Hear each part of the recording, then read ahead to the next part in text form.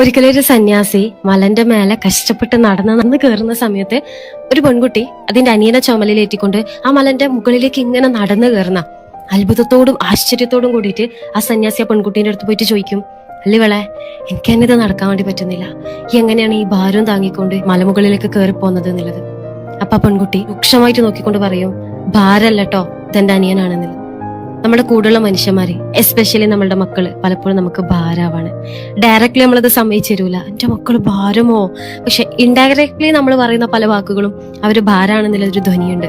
പക്ഷെ എന്ത് കഷ്ടാണ്, ഒക്കെ നനങ്ങാണ്ടെന്നൂടെ, ക്ഷീണായേ, അങ്ങനെ പല പല പല വേർഡ്സുകൾ നമ്മൾ പറയുമ്പോൾ അതിന്റെയൊക്കെ മീനിങ് എന്താ, എന്ത് കഷ്ടപ്പാടാണ് എന്നുള്ളൊരു സംഭവത്തിൽ തന്നെ ഇതെനിക്ക് വലിയൊരു ഭാരാണ് എന്നുള്ളൊരു മീനിങ് അവിടെ കിടക്കുന്നില്ലേ. ശരിക്കും നിങ്ങളുടെ മക്കള് നിങ്ങൾക്ക് ഭാരാണോ എന്നുള്ളത് നിങ്ങളൊന്ന് റീതിങ്ക് ചെയ്ത് നോക്കാം. നമ്മളത് ഡയറക്ട്ലി സമ്മതിച്ച് തരൂല, പക്ഷെ ഇൻഡയറക്ട്ലി നമ്മൾ എക്സ്പീരിയൻസ് ചെയ്തുകൊണ്ടിരിക്കുന്നത് അങ്ങനെയുള്ള കാര്യങ്ങളല്ലേ.